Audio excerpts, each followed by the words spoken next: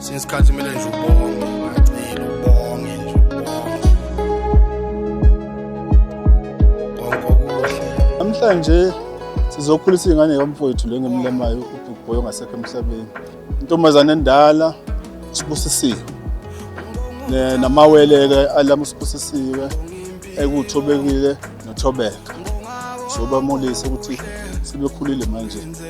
Sisibathi ngoba baphathe kahle ingane zamfowethu, ziyafunda kahle, ziphethe kahle. Sesiyabonga nje ukuthi nje manje hayi ngoba sezileminyaka kuyona sesithi-ke azizenzele uMemulo useyikhulile. Egcekeni ekhaya kunedekhi isiyenziwe, kune-setup yabantu be-catering and la ngakumina emuva kwami kunabantu abaprepare, kuney'ntombi ngapha on my left. Abanye ngemuva bayagqoka, odadewethu bayagqoka, bagqokela ukuba part of umcimbi lo esize ngawo namhlanje. Kubaluleke kakhulu ukuthi iy'ngane ziy'phathe kahle ngoba ukuy'phatha kahle kwazo kwenza ukuthi zihlonipheke nomndeni uhlonishwe ukuthi uzele iy'ngane eziy'phethe kahle ezinhle ey'hloniphayo. Kulenkulu besilungiselela lolu suku besingazi ukuthi lizoba luhle kangaka. Bekungaba ne-stress kodwa ngoba sabantu abakhulekayo kwazile ukuma sibambana bekhomba lokhu angiphika, bekhomba lokhu angiphika, ngagcina sengivumelene nabo phela bayabantu abasha bazazi izinto abayithandayo. So ingakho kukuhle kanje. Umzali wethu shuthi ubone kuyinto esemqoka nokuthi ubone ukuthi sekuyisikhathi, mhlawumbe ubone ukuyiphatha kwethu kahle, ubone indlela esesihambe ibanga lokuyiphatha kahle ngalo. Wase wathi hayi akasenzele nawo umcimbi wokusibonga ukuthi sesikhulile sikwazile ukuyiphatha ukuze kushaya lesi sikhathi. Sibona ubuhle nje obuyisimanga kubantu abasisupportile banathi ukuthi sibungazele lolu suku oluhle kangaka. Siyabonga nje isupport yabo.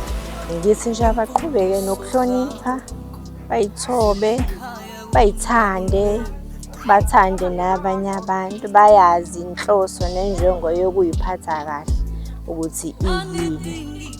Baqhubekele phambili nje, uNkulunkulu ababusise ngebusise iphindaphindekile kufezeke namaphupho abo.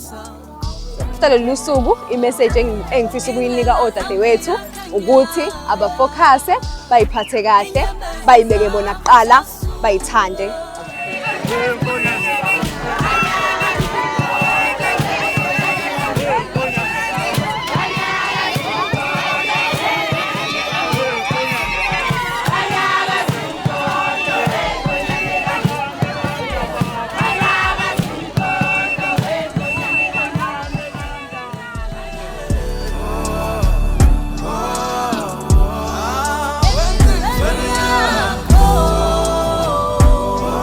Ngizothi nje ingane kamfowethu, ngiyazi umfowethu bengasekho nje wayefisa ukuthi nibe into ezinkulu.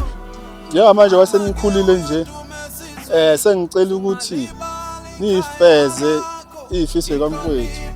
Ngimfisela nje okuhle kodwa ukuthi nikhule nje, niphase, nifunde, nisebenze, nibe nazo zonke inhlanhla enidingayo emhlabeni.